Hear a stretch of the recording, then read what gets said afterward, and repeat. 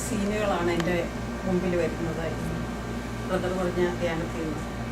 ഒന്നാമത്തെ സീന് ഗെത്സമനിയിലെ ഈശോ മരണവേദന അനുഭവിക്കുന്ന സമയത്ത് ആ വേദന സഹിക്കാൻ അതിനുള്ള ബുദ്ധിമുട്ടുകൊണ്ട് പിതാവെ ഈ കാസ ഇതിൽ നിന്ന് മാറ്റി കളയണമേ എന്ന് പ്രാർത്ഥിക്കുന്ന ആ നിമിഷം, ആ ഏകാന്ത നിമിഷം ദൈവമായിരിക്കുന്ന ഈശോയ്ക്ക് പോലും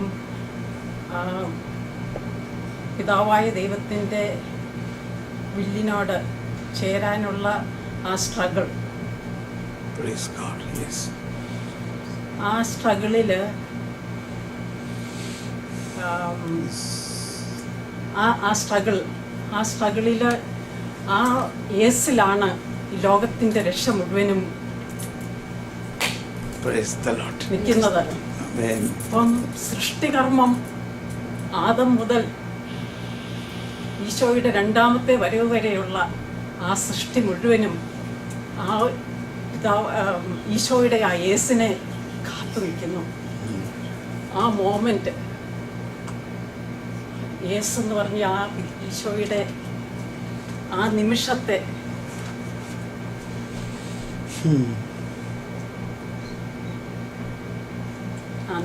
ആ സ്ട്രഗിൾ, ആ നിമിഷം നമ്മളും ആ നിമിഷത്തിലേക്ക് ആദം മുതൽ ഈശോയുടെ രണ്ടാമത്തെ വരവ് വരെയുള്ള എല്ലാ ഹ്യൂമാനിറ്റിയെയും ആ യേസിലേക്ക് ഈശോ, ആ യേസിൽ നമ്മൾ ചേർന്നിട്ടുണ്ട്.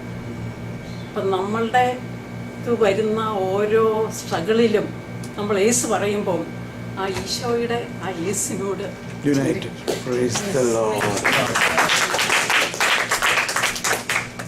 രണ്ടാമത്തെ സീനിൽ മുമ്പിൽ വരുന്നത് ഈശോ കുരിശിൽ കിടക്കുമ്പം ഈശോയുടെ 7 വാക്യങ്ങൾ.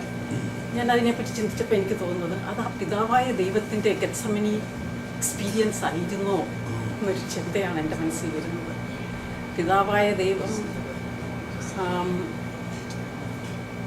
പിന്നെ കൺസോലേഷൻ, Jesus was seeking കൺസോലേഷൻ from the people like us. ആ മോമെന്റ്. ഇന്നത്തെ സീൻ എനിക്ക് വരുന്നത് സൃഷ്ടാവ് മരിച്ച സീന്. സൃഷ്ടാവ് മരിച്ച ആ സീനെന്ന് പറഞ്ഞു കഴിഞ്ഞാൽ സൃഷ്ടാവില്ലാത്ത ഒരു സൃഷ്ടിയുടെ അവസ്ഥ എന്താണ്? ആ സൃഷ്ടാവ് മരിച്ച് 3 ദിവസം അടക്കപ്പെട്ടപ്പം ആ സൃഷ്ടിയും ആ സൃഷ്ടാവിൻ്റെ കൂടെ മരിച്ചിരിക്കുന്നു. ഈശോ മരിച്ച ആ മോമെന്റ്, ആ ടോട്ടൽ ഡാർക്ക്നെസ്, ആ സമയത്ത് എന്ത് സംഭവിച്ചു? ഞാൻ ആലോചിക്കുകയായിരുന്നു, അതാണോ വാക്കുകളില്ല, ഭക്ഷണമില്ല, ശബ്ദം പോലും കേൾക്കാനില്ല, ഗ്രേറ്റ് സൈലൻസ് എന്നാ പറയുന്നത്. ആഴങ്ങളോട് സംസാരിക്കുന്നു. പാപത്തിൻ്റെ കുഴിയിൽ നിന്ന് ആ സൃഷ്ടാവുമായിട്ടുള്ള ആ പാപിയും സൃഷ്ടാവുമായിട്ടുള്ള ആ രക്ഷകനുമായിട്ടുള്ള ആ കണക്ഷൻ, ആ മോമെന്റ്, ആ ബ്രൈഡ് ഗ്രൂമും ബ്രൈഡുമായിട്ടുള്ള ആ യൂണിയൻ, അതിൽ നിന്ന് ഇതാ ഒരു പുതിയ ജീവൻ. Praise the Lord. Thank you. പിന്നത്തെ സീൻ എൻ്റെ വീട്ടിൽ വരുന്നത് ആദം പർദീസായി നിന്ന് ഇറങ്ങി വരുന്ന അല്ല പിന്നത്തെ സീൻ വരുന്നത് പരിശുദ്ധ അമ്മ ഗബ്രിയേൽ മാലാഹ വന്ന് സൃഷ്ടാവിനെ ഭൂമിയിലേക്ക് കൊണ്ടുവന്ന ആ നിമിഷം, പറയുന്ന സമയം മാതാവിൻ്റെ intellect was A seat of wisdom. ദൈവം നിറഞ്ഞിരിക്കുന്ന ആ ഒരു ഇൻ്റലക്റ്റ്,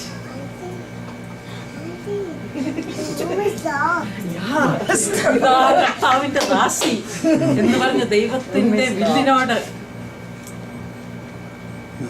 കീഴ്വഴങ്ങുന്ന സൃഷ്ടി. നിർമ്മലമായിട്ടുള്ള ആ ശരീരം, ഇമാക്കുലേറ്റ് ആയിട്ടുള്ള ആ ശരീരം, സൃഷ്ടാവിന് അവിടെ ഇരിക്കാൻ പറ്റുന്നില്ല.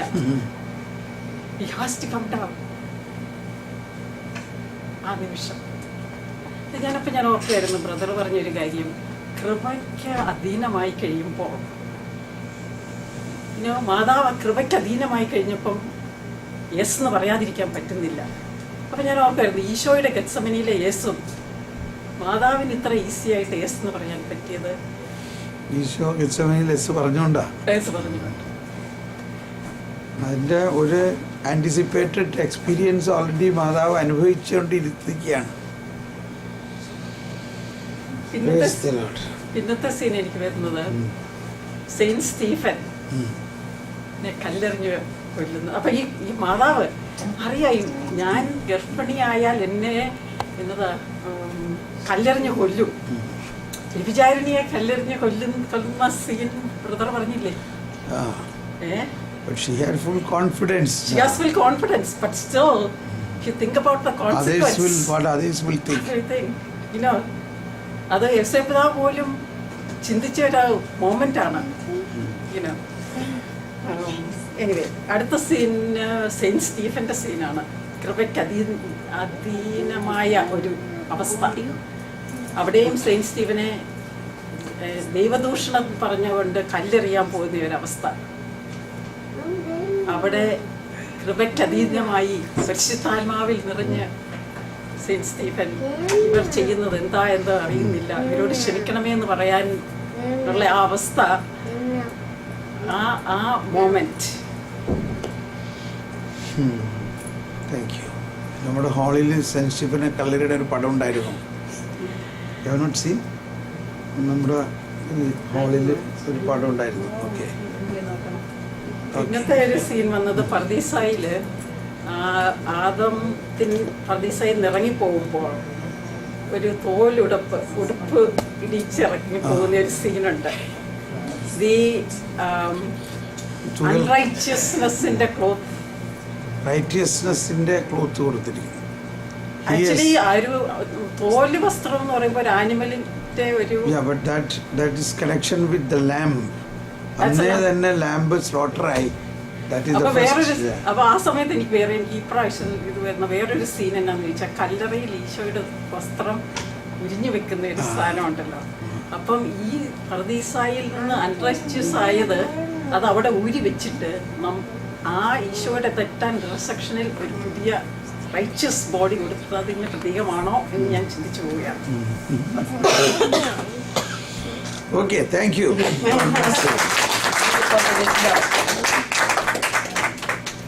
Next, please. Yeah. ഇല്ല, അവിടെ എനിക്ക് 2 ദിവസം ബ്രദർ പറഞ്ഞ അവത്തിൽ നിന്നും ഹൗ ടു ഇംപ്ലിമെന്റ് നമ്മുടെ ഡെയിലി ലൈഫിൽ how to implement all these whatever happen, അതാണ് എന്നെ സ്ട്രൈക്ക് ചെയ്തത്. ഒന്ന് മക്കളെ കുറിച്ചുള്ള വഴിയുള്ളവർ ഐശയ 49:21, അത് 3. പിന്നെ വിശ്വാസം, ഫെയ്ത്ത്. പറഞ്ഞതിൽ all through sacrament everything is already inside but inactive. We have to more activate. Already Jesus holy everything is within us. അപ്പം നമ്മൾ ത്രൂ ഫെയ്ത്തിനെ സ്ട്രോങ് ആക്കണം. അതിനുള്ള അതൊക്കെ എനിക്ക് എബ്രാഹിത്തിൻ്റെ ഒരിക്കലും മനസ്സിലാകാത്തത് പുനരുത്ഥാനത്തെ കുറിച്ചുള്ള വിശ്വാസം എബ്രാഹിത്തിന് അപ്പോഴേ ഉണ്ടായിരുന്നത്. അത് it was so much wonder ആയിരുന്നു. എനിക്കത് അമേസിങ് ആയിപ്പോയി. പറഞ്ഞ നിങ്ങൾ ഇവിടെ ഇരിക്കും, ഞാൻ കുട്ടിയെ കൊന്ന കുട്ടി പിന്നെ ബലി അർപ്പിച്ചതിന് ശേഷം ദൈവം പുനരുദ്ധരിക്കും എന്നുള്ള ആ വിശ്വാസം it had A very strong impact on me. അവനെയും കൊണ്ട് ഞാൻ താഴെ വരും. സോ അതുകൊണ്ട് പുനരുത്ഥാനത്തിലുള്ള വിശ്വാസത്തിൽ ഒത്തിരി സ്ട്രെങ്ത് ആയി. അത് വേറൊന്ന് ബ്രദർ പറഞ്ഞത്, കർത്താവ് കുരിശിൽ കിടന്നും പിതാവിന് സഹിക്കാൻ വയ്യാത്ത ഒരവസ്ഥ കർത്താവിനുണ്ടായെങ്കിൽ മനുഷ്യർക്കൊക്കെ ഉണ്ടാവും. അപ്പോഴും ദൈവത്തെയാണ് വിളിച്ച് അങ്ങോട്ടാണ് നോക്കി, നോട്ട് എനിവേർ എൽസ്. പിതാവെ കഴിയുമെങ്കിൽ ഈ പാനപാത്രം നിനക്ക് ഇല്ലെങ്കിൽ ഇത് നിന്റെ ഇഷ്ടമാകട്ടെ. അപ്പോൾ ഒരു മാലാഖ വന്ന് ആശ്വസിപ്പിച്ചു. അത് ഗതസേമിലിരിക്കും. അപ്പോൾ ഒന്ന് how to implement in the daily life എനിക്ക് മനസ്സിലായ പ്രശ്നങ്ങൾ വരുമ്പോൾ don't look here and look at him and plead him for the comfort. അതെനിക്ക് അതൊന്ന് മനസ്സിലായത്. പിന്നെ ഇബ്രാഹിത്തിൻ്റെ ഫെയ്ത്തും പുനരുത്ഥാനം ഒന്ന് രണ്ടെണ്ണം കൂടി ഉണ്ടായിരുന്നു, അത് മറന്നുപോയി പറയാനായിട്ട് വന്നപ്പോൾ. കൈയടിച്ച്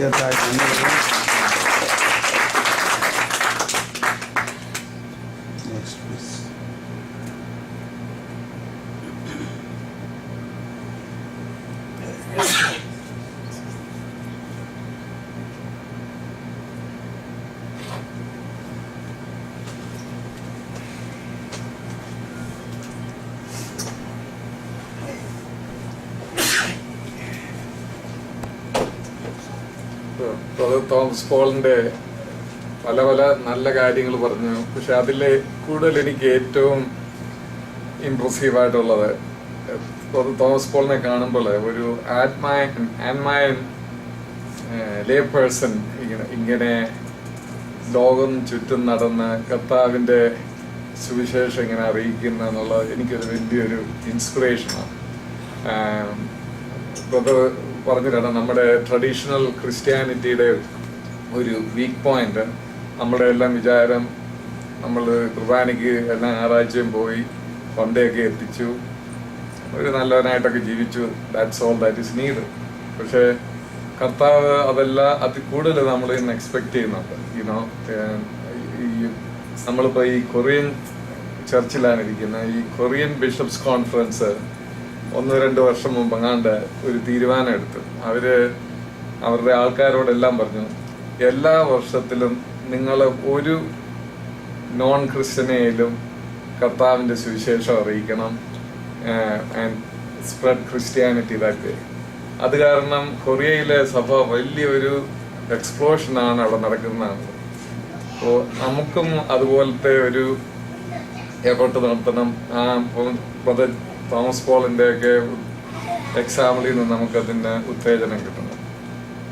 രണ്ടാമത്തേത് എനിക്ക് കിട്ടിയത് ഈ ബ്രദർ ഈ ബൈബിൾ വാക്യങ്ങളിൽ നിന്ന്, സുവിശേഷ വാക്യങ്ങളിൽ നിന്ന് അതിൻ്റെ ശക്തിയാണ്. നമ്മൾ മിക്കപ്പോഴും ഒരുതരം ഇന്റലക്ച്വൽ അപ്രോച്ചാണല്ലോ ഇതൊക്കെ വായിക്കുന്നതിന്. പക്ഷെ അതിനേക്കാളും ഈ വാക്യങ്ങൾക്ക് ഒരു ശക്തി ഉണ്ടെന്നുള്ള കാര്യം ബ്രദർ നമ്മളെ ഓർപ്പിച്ചതിന് നന്ദി പറയാം. Thank you.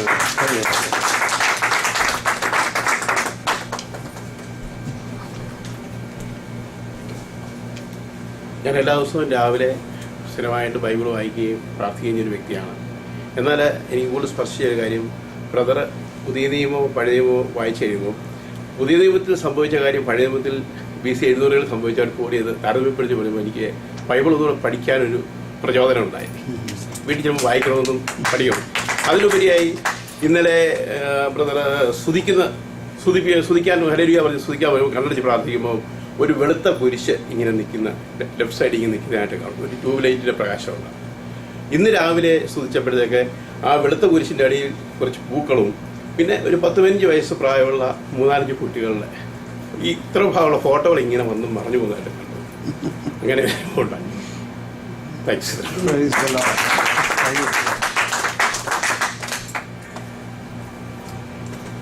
ഇയാളൊരു ഫ്യൂച്ചർ തോമസ് പോൾ ആകാനുള്ള കെമയിലാണ് നിൽക്കണേ ഇങ്ങനെ.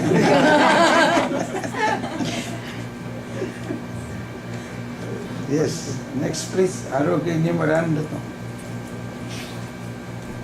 ഇവിടെ വെച്ച് തന്നെ അങ്ങ് പ്രഘോഷണം ആരംഭിക്കുക. അപ്പോൾ പിന്നെ പോണോടത്തൊക്കെ പറയാം. ഞാൻ ബ്രദറിൻ്റെ 3 ദിവസത്തെ പ്രഭാഷണം കേട്ട് കഴിഞ്ഞപ്പം എനിക്ക് ഒത്തിരി കാര്യങ്ങൾ വിശ്വാസം വന്നു. അത് പലപ്പോഴും ബൈബിളിലെ ഓരോ സെൻറ്റൻസ് കോട്ട് ചെയ്യുന്നത് കൊണ്ട് മാത്രമല്ല, അതുകൊണ്ട് പലതും വിശ്വസിച്ച് എന്നാൽ അതിൻ്റെ പൂർണ്ണത വന്നില്ലായിരുന്നു. പക്ഷേ ചില കാര്യങ്ങൾ ലോജിക്കലായിട്ട് വളരെ കറക്റ്റാണെന്ന് എനിക്ക് മനസ്സിനകത്തൊരു ബോധ്യമുണ്ട്. അതിന് എക്സാമ്പിളായിട്ട് 1-2 കാര്യങ്ങൾ ഞാൻ പറയാം. ഈ ഈശോ വെള്ളം കോരുന്ന സ്ത്രീയുടെ അടുത്ത് അത് കഴിഞ്ഞപ്പോൾ അവളോട് പറഞ്ഞു, എന്നിൽ വിശ്വസിക്കുന്നവൻ്റെ ഹൃദയത്തിൽ നിന്നും ജീവജലത്തിൻ്റെ അരുവികൾ ഒഴുകും. അപ്പം ഈ ത്രിത്വൈക ദൈവത്തിൽ വിശ്വസിക്കുന്നവൻ്റെ ഹൃദയത്തിൽ ഇരിക്കുന്നത് കൊണ്ട് അവൻ്റെ ഹൃദയത്തിൽ നിന്ന് ജീവജലത്തിൻ്റെ അരുവികൾ ഒഴുകുന്നു. അപ്പം അതാ ഒരു സംഭവം എനിക്ക് മനസ്സിലായത്. ഒരു ബൈബിളിലെ ഒരു കോട്ട് ഓർത്തുകൊണ്ടല്ല, ഈശോ പറഞ്ഞ ആ സംഭവം തന്നെ നടപ്പിലാകണമെന്നുണ്ടെങ്കിൽ അങ്ങനെയേ പറ്റുള്ളൂ. കാരണം എന്നെ നോക്കുകയാണെങ്കിൽ ഞാൻ വിശ്വസിച്ച് കഴിഞ്ഞാൽ എൻ്റെ ഹൃദയത്തിൽ നിന്ന് പുറത്തേക്ക് വരണമെങ്കിൽ എൻ്റെ ഹൃദയം വളരെ മോശമായതുകൊണ്ട് ദൈവം അവിടെ ഇരുന്നാൽ മാത്രമേ സംഭവിക്കുള്ളൂ. അതുകൊണ്ട് അങ്ങനെ പല ലോജിക്കലായിട്ട് വളരെ കൺവിൻസിങ് ആയിട്ട് എനിക്ക് തോന്നി. അതുകൊണ്ട് പറഞ്ഞ എല്ലാ കാര്യങ്ങളും വിശ്വസിക്കാൻ വളരെ ഈസി ആയിട്ട് പറ്റുന്നുണ്ട്. Praise the Lord.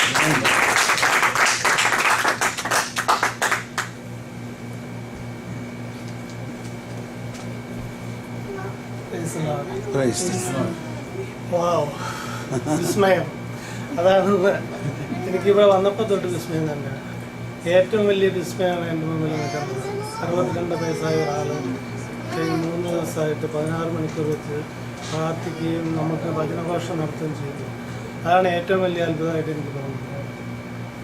പിന്നെ പരിശുദ്ധാത്മാവിൻ്റെ പ്രേരണ കൊണ്ടായിരിക്കാം അങ്ങനെ സംഭവിക്കുന്നത്. പരിശുദ്ധാത്മാവ് എന്ന് പറയുമ്പോൾ നിങ്ങൾ ഭൂമിയുടെ അതിർത്തികളോളം പോയി ദൈവവചനം പ്രഘോഷിക്കുമെന്നുള്ളത് എൻ്റെ ഏറ്റവും വലിയ ഉദാഹരണമാണ്. പിന്നെ എനിക്ക് അടുത്ത വാവ് എന്താണെന്ന് വെച്ച് കഴിഞ്ഞിട്ടുണ്ടെങ്കിൽ എല്ലാം വാവ് തന്നെ. ദൈവസ്നേഹത്തിൻ്റെ കാര്യം പറഞ്ഞപ്പോൾ ദൈവസ്നേഹം ഞാനിങ്ങനെ പ്രാർത്ഥിക്കുമ്പോൾ എനിക്ക് ഇന്ന് രാവിലെ പ്രാർത്ഥിച്ചപ്പോൾ ഈ ചില വിഷൻസ് കിട്ടും. ആ വിഷനൊക്കെ എനിക്ക് ഉള്ള ആൻസർ കിട്ടാറുണ്ട്. അപ്പോൾ ആദ്യം എനിക്ക് കാണിച്ചു തന്നു എന്താണ് ദൈവം എന്നുള്ളത്. എനിക്ക് സംശയം ഉണ്ടായിരുന്നു എൻ്റെ ഉള്ളിൽ ഉള്ള ദൈവത്തെക്കുറിച്ച്. അപ്പോൾ അതിനെക്കുറിച്ച് കാണിച്ചു തന്നു. മോശം ഉൾപ്പെടൽ നിന്ന് കാണിച്ചതും അയാം ഹു അയാം എന്നുള്ള ആനന്ദം എല്ലാം കാണിച്ചു തന്നു. ഇന്ന് രാവിലെ അതുപോലെ തന്നെ ഒരു കാര്യം കാണിച്ചു തന്നു. എന്താ നിങ്ങൾ കണ്ടതെന്ന് ചോദിച്ചപ്പോൾ ഞാൻ പറഞ്ഞു ഒരു പോയിന്റ് ഓഫ് ലൈറ്റ്. ബ്രദർ പറഞ്ഞു നിങ്ങൾ ഡാർക്ക്നെസ് ഉണ്ട്. ഞാൻ ഡാർക്ക്നെസ് കണ്ടില്ല, ഞാൻ പോയിന്റ് ഓഫ് ലൈറ്റ് തന്നെയാണ് കണ്ടത്. അത് ഞാൻ എൻ്റെ ഇവിടെയായിട്ടാണ് കണ്ടത്, കണ്ണടച്ചിട്ടുണ്ട്. അതിൻ്റെ എക്സ്പാൻഷൻ അതൊരു വലിയൊരു സർക്കിളായിട്ട് ഈ ലോകം മുഴുവൻ ഇങ്ങനെ വ്യാപിക്കുന്നതായിട്ടാണ് ഞാൻ കണ്ടത്. അപ്പോൾ വേറെ ഒരു ചിന്ത എനിക്ക് അന്നേരം പോയത്, ഈ സർക്കിള് ഷ്രിങ്ക് ചെയ്ത് കഴിഞ്ഞിട്ടുണ്ടെങ്കിൽ എന്താ സംഭവിക്കുന്നത്, അതൊരു പോയിന്റിൽ വന്ന് നിൽക്കും. അതാണ് ആ സർക്കിൾ. അപ്പോൾ മനസ്സിലായി ഇത് തന്നെയാണ് ദൈവത്തിൻ്റെ ഇത്. പിന്നെ ഞാനത് ചിന്തിച്ചു. പിന്നെ എനിക്ക് സംശയമായിരുന്നു. അപ്പോൾ ഞാനിങ്ങനെ ഇരുന്ന് പ്രാർത്ഥിച്ച് കഴിഞ്ഞപ്പോൾ ഒരു സ്വരം കേട്ടു. അതൊരു തൃശ്ശൂർ സ്ലാങ്ങിലാണ് കേട്ടത്. ഞാൻ തൃശ്ശൂർക്കാരനായതുകൊണ്ടായിരിക്കാം. അത് എന്തുകൊണ്ടാണ് ഇത്ര ചിന്തിക്കാനുള്ളത്? നിനക്ക് കടുകുമണിയുടെ കഥ അറിയില്ലെന്ന്. അപ്പം ഞാൻ പറഞ്ഞ കടുകുമണിയുടെ കഥ അറിയാം. അതന്നെ അത്. ദൈവരാജ്യം എന്ന് പറഞ്ഞാൽ അത്രേ ഉള്ളൂ, ഈ കടുകുമണിയേ ഉള്ളൂ എന്ന് പറഞ്ഞു. അപ്പോൾ ഞാൻ ഇത് തന്നെയുള്ളൂ ഇത്. അപ്പോൾ ഇത്ര വളരെ സിമ്പിളായിട്ട് നമുക്ക് പ്രാർത്ഥിക്കുമ്പോൾ ദൈവം നമ്മളിൽ ഇടപെടും എന്നുള്ളത് എനിക്കിപ്പോൾ പൂർണ്ണ ബോധ്യമായി. Praise the Lord.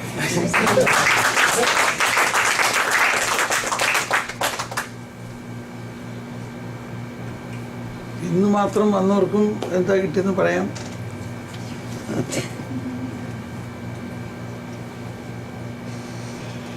ഞാൻ ഈ ധ്യാനം കൂടാനായിട്ട് ആഗ്രഹിച്ചിരുന്നതാണ്. പക്ഷേ പല പ്രതിനിധികൾ ജോലി സ്ഥലത്ത് വെക്കേഷൻ കിട്ടണില്ല. ഇന്നലെ ഒരു പ്രോഗ്രാം ഉണ്ടായിരുന്നു ഞങ്ങളുടെ പള്ളിയിൽ. ഞാൻ കുഞ്ഞരച്ചൻ്റെ പള്ളിയിൽ നിന്ന് വന്നത്. പക്ഷെ എങ്ങനെയാണെങ്കിലും ജോയി തേഴ്സ്ഡേ ഞാൻ അഡോറേഷൻ ചാപ്പിൽ ഇരിക്കുമ്പോഴാണ് വിളിക്കുന്നത് തന്നെ, ചേച്ചിനെ ഒന്ന് കാണുമെന്ന് ഭയങ്കര കൊതിയുണ്ടെന്ന് വരാവുന്നു. അപ്പോൾ തീരുമാനിച്ചു എന്നാ ഒന്ന് വന്ന് കളയാന്ന്. ഏതായാലും നല്ല എല്ലാ ബ്ലെസ്സിങ്ങിൻ്റെ സമയത്ത് ഞാൻ ഇവിടെ എത്തി. ഞാൻ കൂടണമെന്ന് വിചാരിച്ച കാര്യം ദൈവം ഇവിടെ കൊണ്ടുവന്ന് എത്തിച്ചു എന്നുള്ളത് ഒരു വളരെയേറിയൊരു സത്യം തന്നെയാണ്. ഇതിനെ കാണാനല്ല, ഈ ഇവിടെ വന്ന് ഞാൻ പല പ്രാവശ്യം കേട്ടിട്ടുണ്ട് തോമസ് പോളുണ്ട് കുറച്ച് കുറച്ചെങ്കിലും, പക്ഷെ അതൊരു മുഴുവനാക്കാനായി കിട്ടിയില്ലെങ്കിലും സന്തോഷമുണ്ട് ഇവിടെ എത്തിച്ചേർന്നതിൽ. ഇതൊരു വലിയൊരു അനുഗ്രഹമായിട്ട് തന്നെ പറയുന്നു. ദൈവം എത്തിച്ചു തന്നെയാണ്. Yes.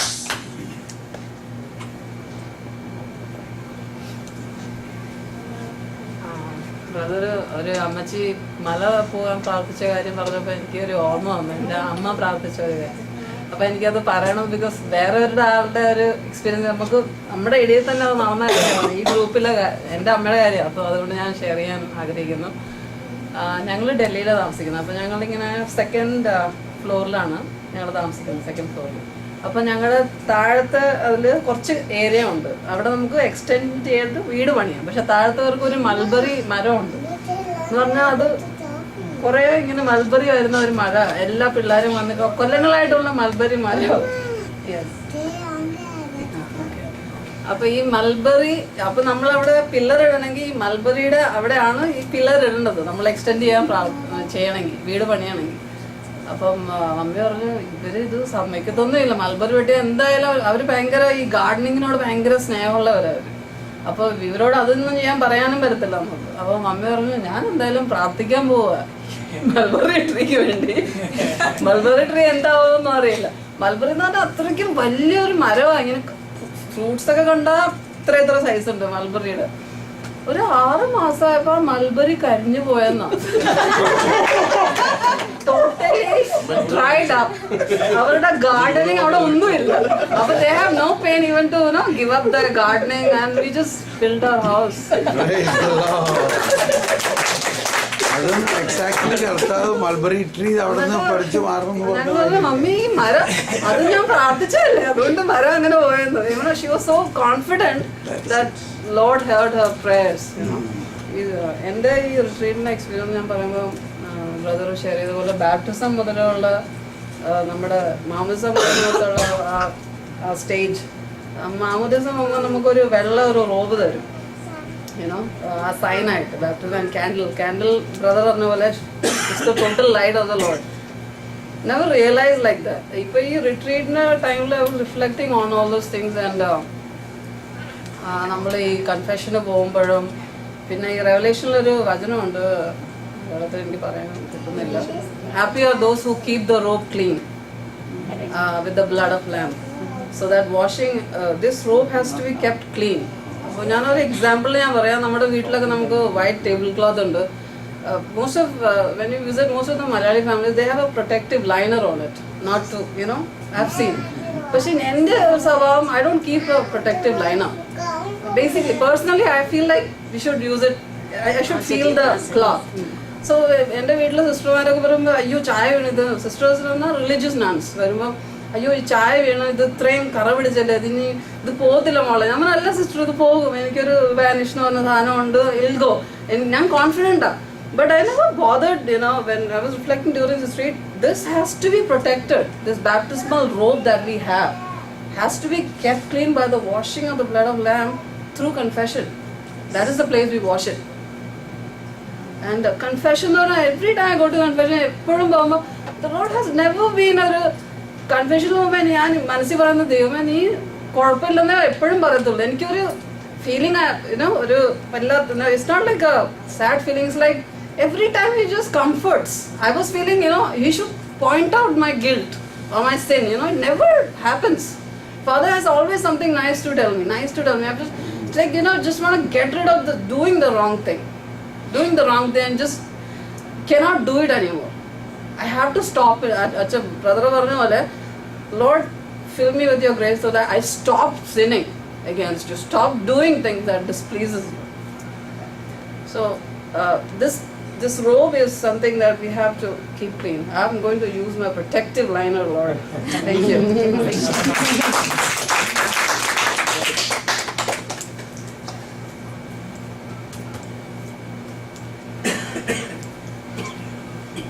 ബ്രദർ തുടങ്ങിയപ്പം മുതലേ മാനുഷിക ജ്ഞാനമുണ്ട്, 2 തരത്തിലുള്ള ജ്ഞാനമുണ്ടെന്ന് പറയും. ദൈവിക ജ്ഞാനം, മാനുഷിക ജ്ഞാനം തേടി വളരെ ഓടിയ ആൾക്കാർ ഞാൻ ഓടിയതാണ്. പക്ഷെ ദൈവിക ജ്ഞാനം എന്ന് പറയുന്നതിൻ്റെ ആ പ്രത്യേകത നമുക്ക് മനസ്സിലായി. ദൈവരാജ്യം ആദ്യം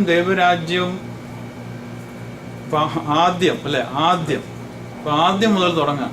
അപ്പം ആദ്യം ദൈവരാജ്യം നമ്മുടെ ഉള്ളിൽ സ്ഥാപിതമാണ്. അത് ത്രിത്വൈക ദൈവം നമ്മുടെ ഉള്ളിലുണ്ട്. അപ്പൊ ആ അനുഭവത്തിൽ നമ്മൾ നിറയണം ആദ്യമേ. അപ്പൊ അത് ബ്രദർ പറഞ്ഞു തന്നു പേഴ്സണലായിട്ട്. അതിനെന്നും ദൈവം ശക്തി തരട്ടെ. നമുക്ക് സമയവും സൗകര്യവും എല്ലാം ഒത്തിട്ട് ഇതൊക്കെ ചെയ്യാമെന്ന് പറഞ്ഞിരിക്കാതെ അതിന് പ്രയോറിറ്റി ടൈം കണ്ടെത്തണമെന്നുള്ളത് പിന്നെയും തീവ്രമായിട്ടുള്ള ഒരു ആഗ്രഹമായിട്ട് എൻ്റെ മനസ്സിൽ വന്നു. അപ്പം രണ്ടാമത് വചനത്തെ പറ്റിയുള്ള തീക്ഷ്ണതയെ പറ്റി ബ്രദർ പറഞ്ഞപ്പം അത് കൂടുതൽ പഠിക്കാനും കൂടുതൽ അതിലേക്ക് ഡീപ്പായിട്ട് പോകാനുമുള്ള ആ പ്രചോദനം കൂടുതലായിട്ടുണ്ടായി. പിന്നെ ദൈവരാജ്യം അപ്പം പേഴ്സണലായിട്ട്, പിന്നെ നമ്മുടെ ഫാമിലിയിലേക്ക്, പിന്നെ സൊസൈറ്റിയിലേക്ക്, പിന്നെ നമ്മുടെ നാഷണൽ ലെവലിലേക്ക്, പിന്നെ യൂണിവേഴ്സൽ ലെവലിലേക്ക് പോകുന്നതായിട്ടുള്ള അത് നമ്മുടെ ഉള്ളിൽ നിന്ന് തന്നെ. നമ്മൾ ഇവിടെ ഒരു വീട്ടിലിരുന്നാൽ കൊച്ചുറേസ്യയുടെ ഉദാഹരണത്തിൽ കോൺവെന്റിൽ ഇരുന്നുകൊണ്ട് തന്നെ ഞാൻ വളരെ ചുരുങ്ങിയ കാലത്തുള്ള ജീവിതത്തിൽ ഇനി എൻ്റെ സ്വർഗം ഞാൻ ഇവാഞ്ചലൈസ് ചെയ്യാനായിട്ട് ഉപയോഗിക്കുമെന്ന് പറയുന്ന ആ കൺസെപ്റ്റ് എനിക്ക് ഒരിക്കലും മനസ്സിലായിട്ടില്ലായിരുന്നു. അതാണ് ഇപ്പൊ ബ്രദർ പറഞ്ഞു തന്നത്. ഞാനത് സ്വർഗത്തിൽ ചെന്ന് റെസ്റ്റ് ചെയ്യുക. അപ്പൊ പറഞ്ഞു ഇനി ഒത്തിരി ജോലികൾ ചെയ്യാനായിട്ട് ഇപ്പൊ തന്നെ നമ്മൾ ഇങ്ങനെ തയ്യാറെടുപ്പാണെന്ന് പറഞ്ഞു. അപ്പൊ അതൊരു ഭയങ്കര ഒരു കൺസെപ്റ്റായിട്ട് എൻ്റെ ഉള്ളിലേക്ക് കയറി. അപ്പൊ ഒരു പക്ഷെ ജോലിയല്ല